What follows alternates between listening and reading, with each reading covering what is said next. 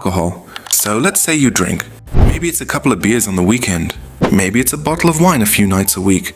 Maybe it's more than that, and you don't really want to count.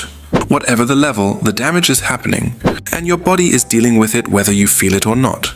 The good news is your liver is one of the only organs in the human body capable of regenerating itself. Give it a break and it will start repairing, not metaphorically, but structurally at the cellular level.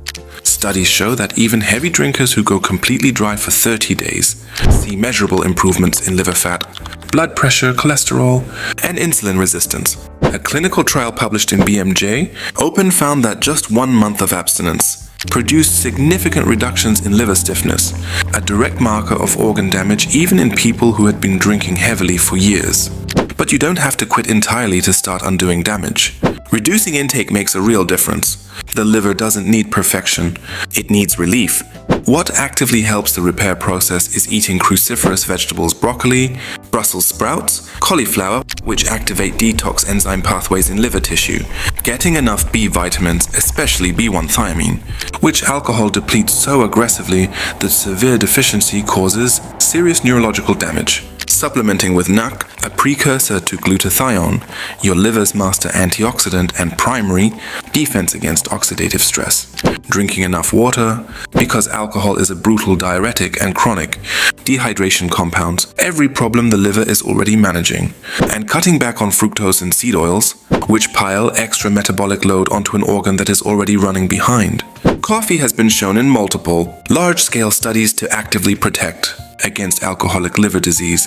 Research in alimentary pharmacology and therapeutics found 2 or more cups per day associated with significantly lower rates of cirrhosis. That is your morning routine doing real structural repair work. And sleep. Alcohol destroys your sleep architecture even when it feels like it helps. You fall asleep. It suppresses REM cycles, collapses deep sleep, and keeps your nervous system in a shallow, fragmented state all night. Prioritizing genuine sleep quality on non-drinking nights gives your brain and liver the overnight recovery window they need. The timeline is real. Within 2 weeks of reducing intake, liver enzymes begin dropping. Within 4 to 8 weeks of abstinence, liver fat measurably decreases. The organ is not waiting for you to be perfect, it is waiting for you to get out of its way. Junk food. Ultra-processed food does 3 things to your body simultaneously, and all of them compound each other invisibly over time. It spikes blood sugar repeatedly, driving insulin resistance. It floods your system with omega-6 fatty acids from industrial seed oils, triggering chronic low-grade inflammation that damages cardiovascular tissue, gut lining, and brain function. And it rewires your brain's dopamine, reward circuitry, making whole food taste genuinely boring, and locking you into a cycle of craving the exact foods that are continuing to damage you. Research published in Cell Metabolism demonstrated that ultra-processed food combinations, engineered ratios of sugar, fat, and salt that don't exist in nature activate dopamine pathways in ways that closely mirror addictive substances. Your brain isn't weak. It is responding exactly as designed to an input it was never designed to encounter. Undoing this takes time. The first 2 weeks are the worst because your brain is going through legitimate recalibration. The hyperpalatable signals disappear, and whole food hasn't yet resensitized your reward system enough to fill the gap. After that, taste buds and dopamine receptors start normalizing. Within about 30 days, most people report that whole foods taste significantly better and cravings for processed food drop dramatically. This is not willpower. This is receptor biology doing what receptor biology does. What speeds the repair is eating enough protein at every meal. It stabilizes blood sugar and keeps insulin controlled for hours. Increasing dietary fiber feeds the beneficial gut bacteria that processed food systematically destroys. Consuming omega-3s from fatty fish directly counteracts the omega-6 overload, rebalancing the inflammatory ratio that processed food wrecks. Fermented foods, sauerkraut, kimchi, kefir, live yogurt actively rebuild the gut microbiome.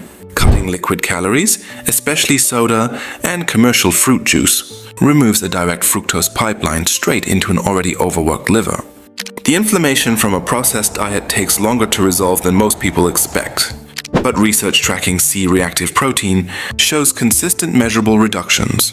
Within 8 to 12 weeks of switching to whole food eating, the body responds to the very next meal.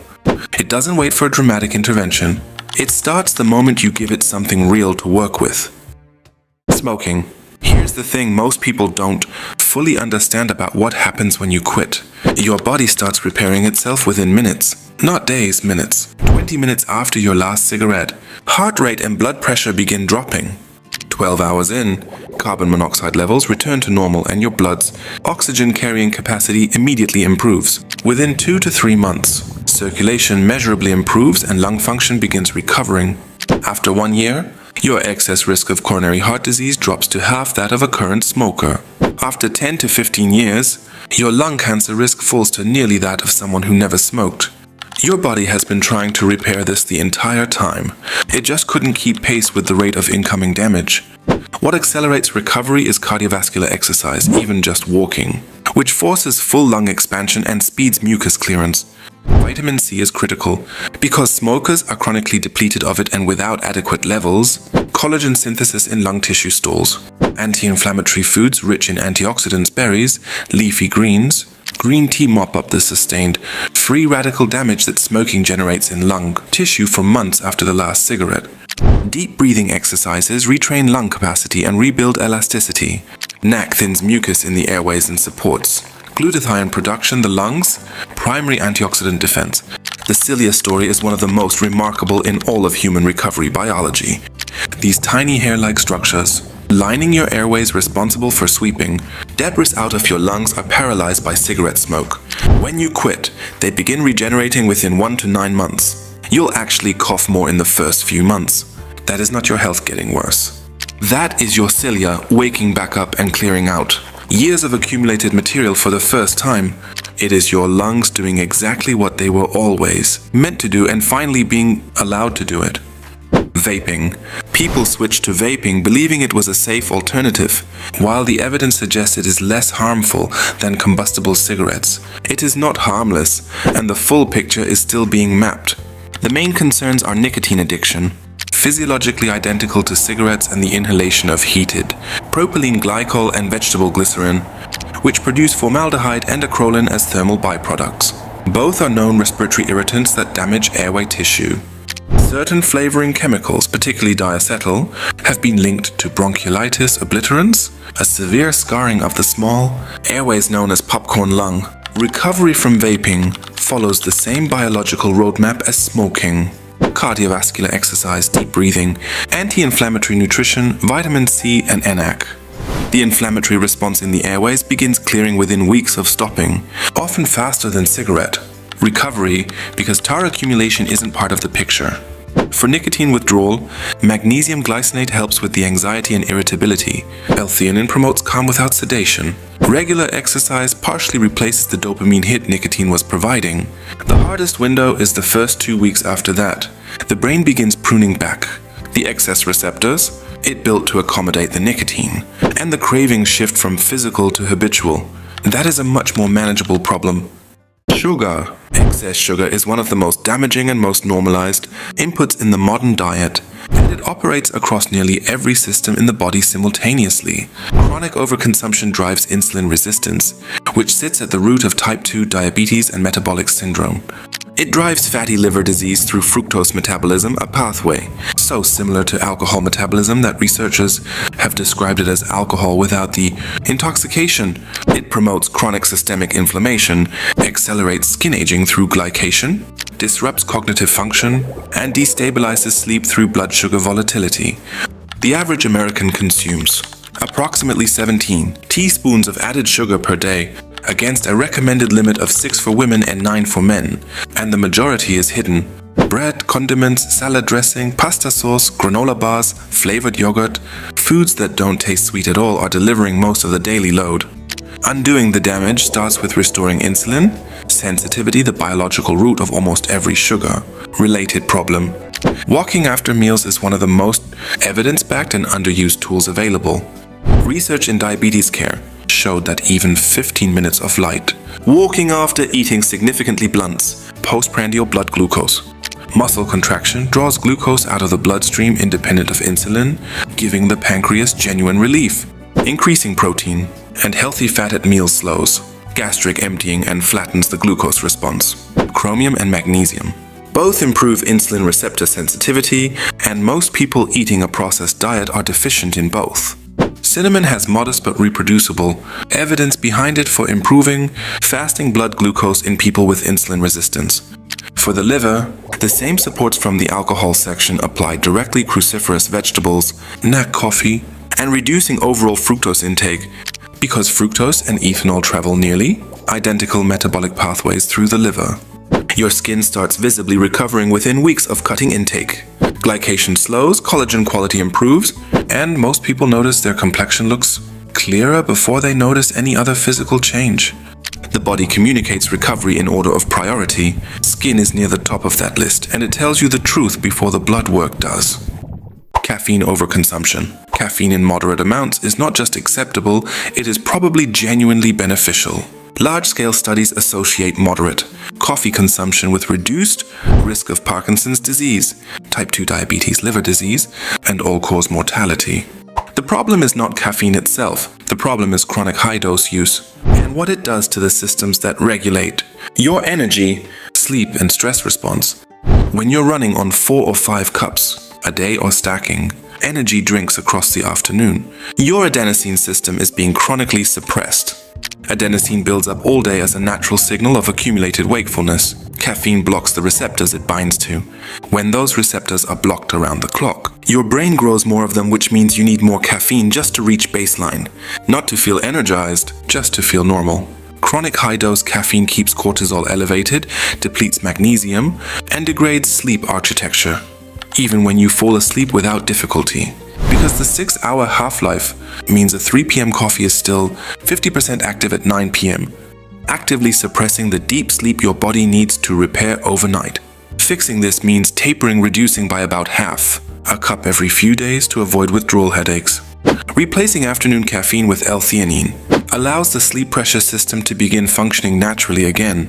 Magnesium glycinate replenishes what chronic caffeine use has depleted and directly supports sleep quality and nervous system recovery. Sleep deprivation. Most people living with chronic sleep deprivation have been doing it long enough that they've lost the reference point for what properly rested actually feels like. They believe that needing caffeine to function, fading by mid-afternoon, and crashing by 8 p.m. is just adult life. It is not. It is sleep debt, and the biological damage from chronic short sleep is one of the most underestimated health risks in modern life. Your brain uses deep sleep to run the glymphatic system, a fluid-based cleaning mechanism that flushes metabolic waste from brain tissue, including beta-amyloid, the protein associated with Alzheimer's disease. Research from the University of Rochester confirmed this system is nearly 10 times more active during sleep than wakefulness. Skip that cleaning cycle repeatedly and the waste accumulates.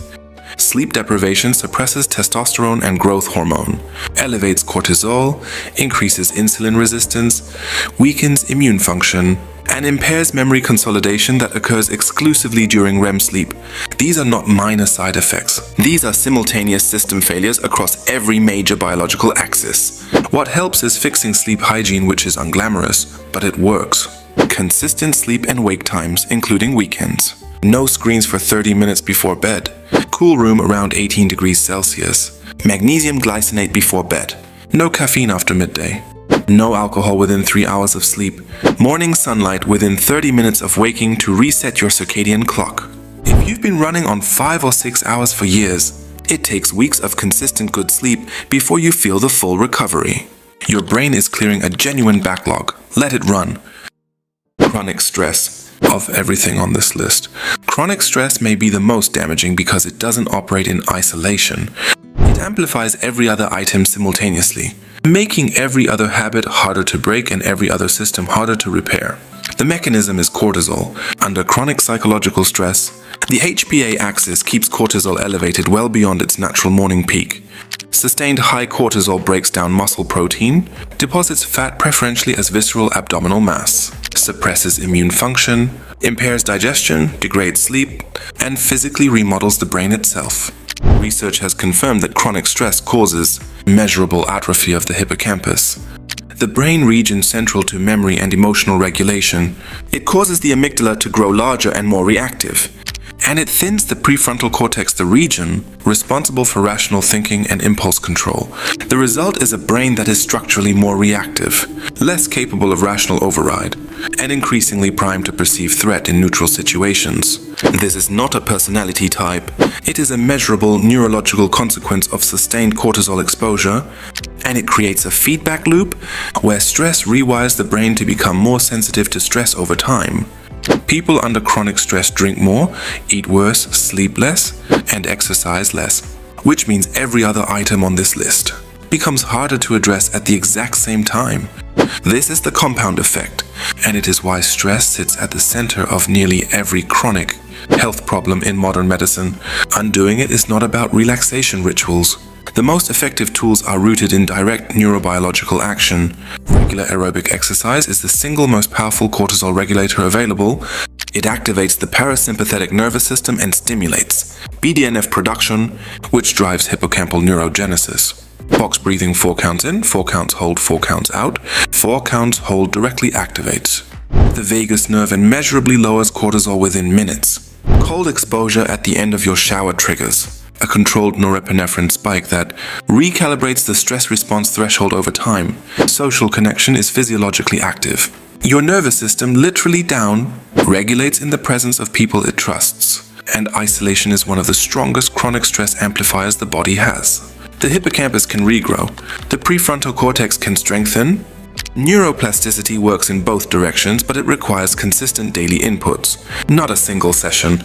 Every habit on this list causes real damage, and every single one has a documented biological path back. That path is almost always built from the same foundation: real food, consistent movement, sufficient sleep, managed stress, and the raw materials your liver, lungs, brain, and gut need to do the work they are already trying to do. Your body doesn't hold grudges. It isn't cataloging your failures. It is constantly, quietly working to return to balance every hour of every day, whether you are helping it or not. The only thing it needs from you is to stop making that work impossible. Give it the inputs. Remove the obstacles. Get out of the way. It has known how to heal since before you took your first breath. You just have to let it